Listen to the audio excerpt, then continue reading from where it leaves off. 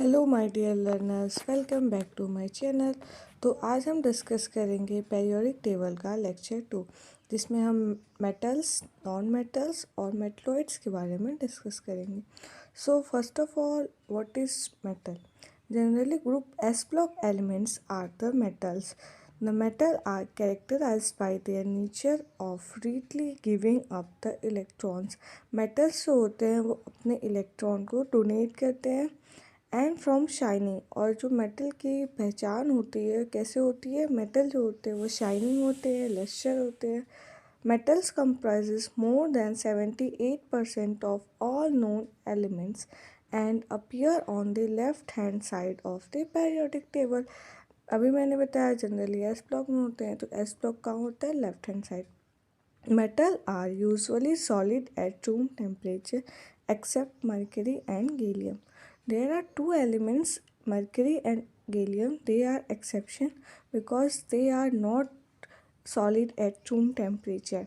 They have high melting point and boiling point. इनकी जो melting और बॉइलिंग पॉइंट होती है वो बहुत ज़्यादा होती है। Good conductor of heat and electricity.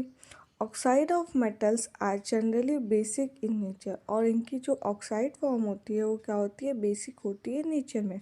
Some metals in their higher oxidation state from acid oxide. कुछ मेटल्स जो इनकी ऑक्सीडेशन स्टेट ज़्यादा होती है वो एसिड ऑक्साइड फॉर्म करते हैं, जैसे क्रोमियम ऑक्साइड। नेक्स्ट है non metals. Non metals do not lose electron but take up electron. Non metal electron lose तो नहीं करते बट वो इलेक्ट्रॉन लेते हैं फ्रॉम करस्पॉन्डिंग एनायन से।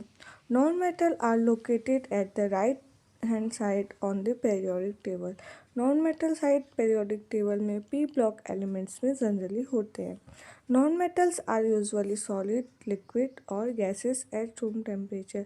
नॉन मेटल सॉलिड भी हो सकते हैं, लिक्विड भी हो सकते हैं, गैसेस भी हो सकते हैं रूम टेम्परेचर पे। और उनकी जो मेल्टिंग पॉइंट होती है वो लो होती है।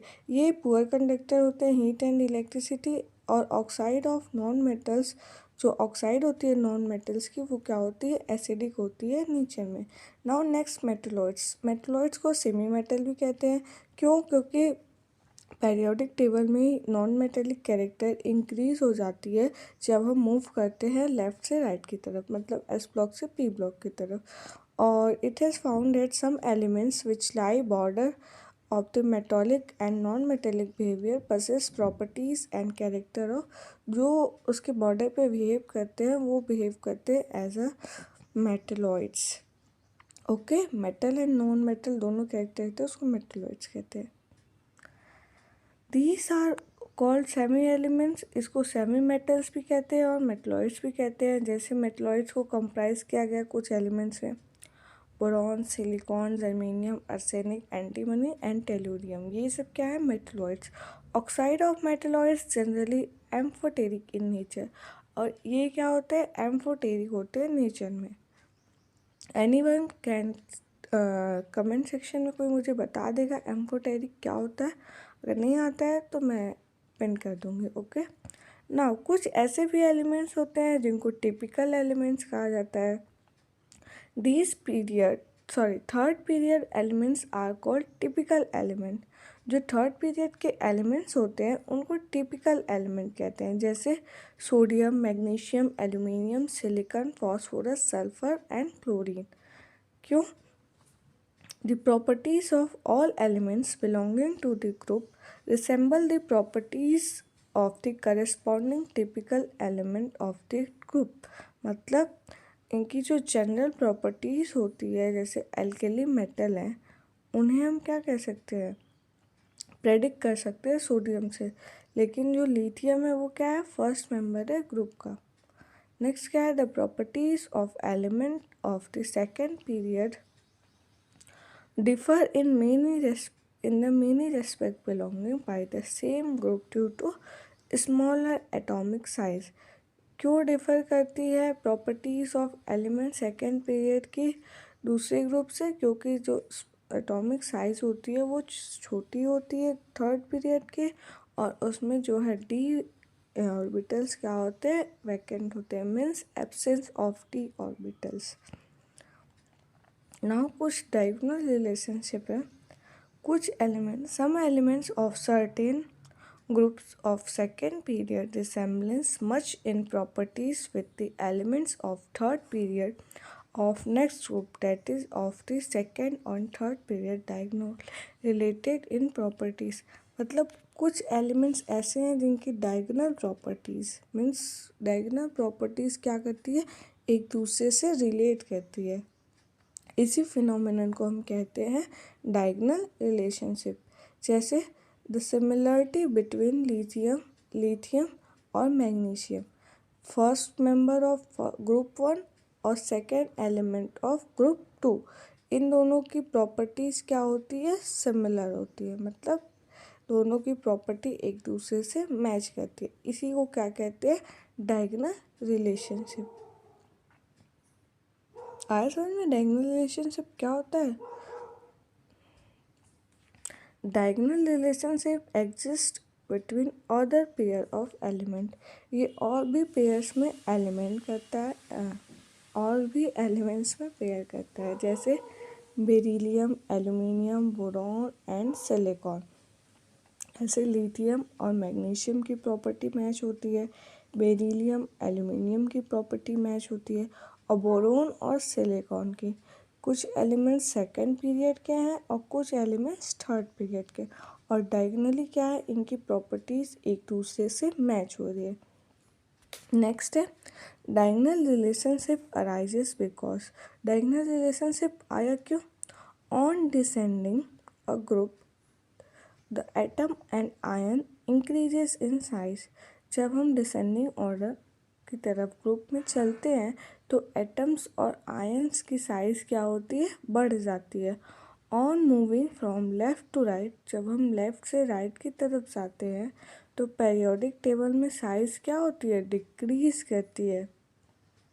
दस ऑन मूविंग डायगोनली, जब हम डायगोनली मूव करते हैं उनकी साइज़ क्या होती है, नियरली सेम होती है. मतलब साइज़ पे कोई अफेक्ट नहीं पड़ता है जब हम डायगोनली रिलेशनशिप देखते हैं किसी दो एलिमेंट्स का. जैसे लिथियम 1.23 है एटॉमिक यूनिट, ऐसे मैग्नीशियम का देखें तो 1.36 है. अगर हम लिथियम Li प्लस का देखें तो 0.76 है, और मैग्नीशियम 2 प्लस का देखें तो 0.72 आर्मस्ट्रॉन्ग है.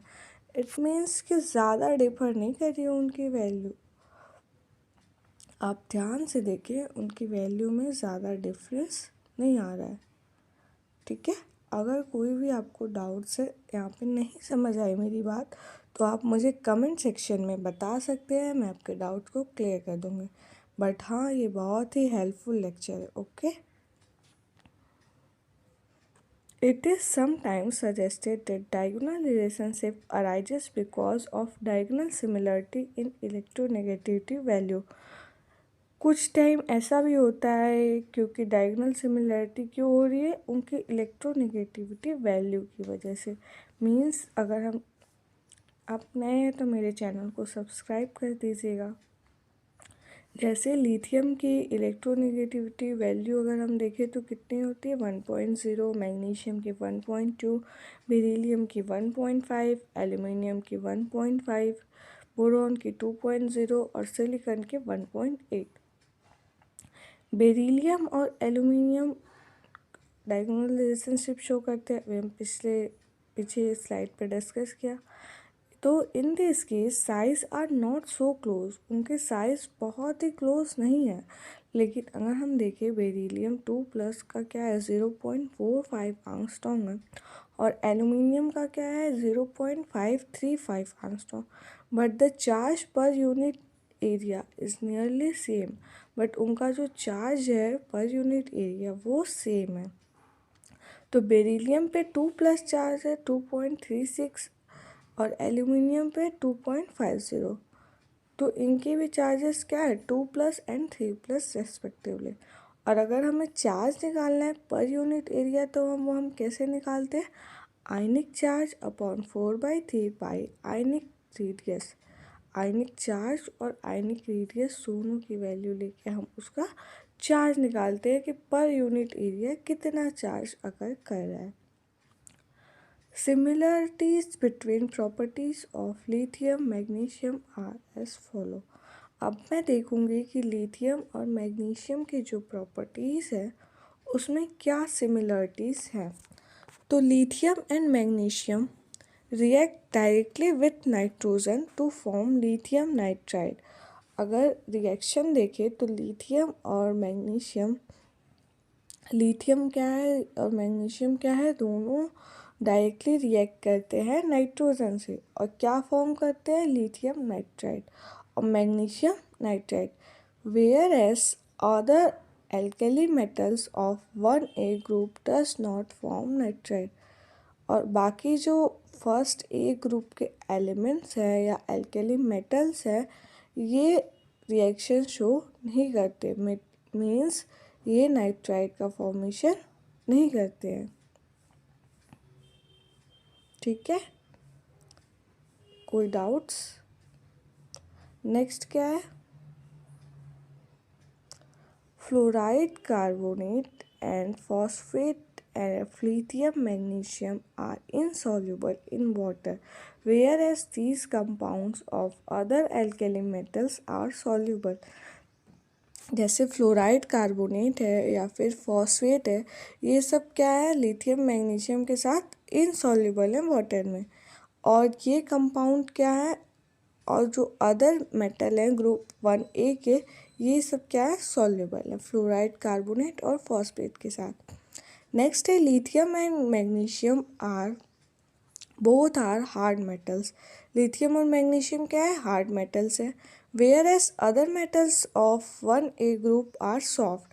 बाकी जो मेटल्स है वो क्या होते हैं, सॉफ्ट इन नेचर होते हैं। Lithium hydroxide and magnesium hydroxide both are weak bases. ये दोनों क्या है, वीक बेसिस है। Whereas hydroxide of other elements 1A group are strong base. बाकी जो इनके ग्रुप के एलिमेंट्स है 1A के, ये सब क्या है, बिहेव करते हैं as a strong base. Metallic bond in lithium and magnesium both are strong compare to alkali metals. और मेटेलिक बॉन्ड जो होता है लिथियम और मैग्नीशियम का, इसमें क्या होता है, स्ट्रॉन्ग होता है एज कंपेयर टू दूसरे एल्कली मेटल्स। इनकी जो मेल्टिंग एंड बॉइलिंग पॉइंट होती है वो भी क्या होती है, हाई होती है।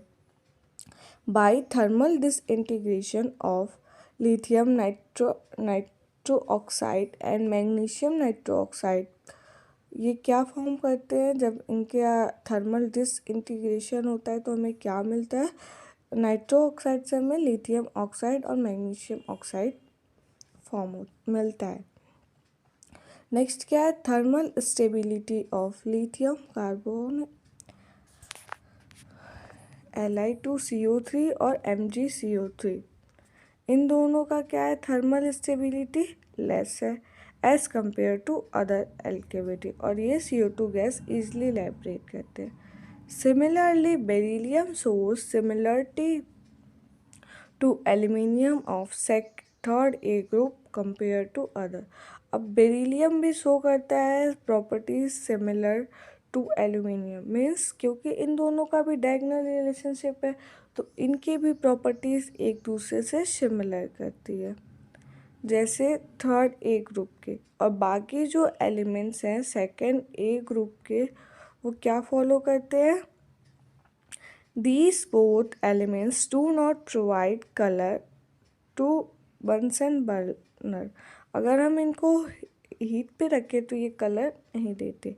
दे are comparatively stable in nature, ये नेचर में क्या है, स्टेबल है।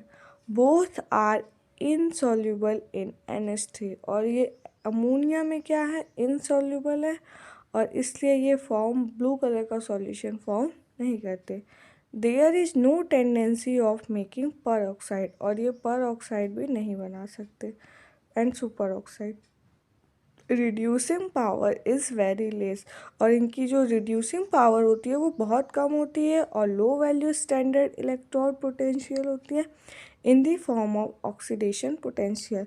और इनकी जो ऑक्साइड और हाइड्रो ऑक्साइड होती है बेरिलियम और एल्यूमिनियम की, ये दोनों क्या होती है, एम्फोटेरिक इन नेचर। ठीक है, ये लेक्चर यहीं तक रहेगा, बाकी का लेक्चर नेक्स्ट लेक्चर 3 बहुत जल्द मैं अपलोड कर दूँगी। और अगर आप लोग मेरे चैनल पे हैं तो लाइक कर दें, शेयर कर दें और सब्सक्राइब कर दें। Thank you.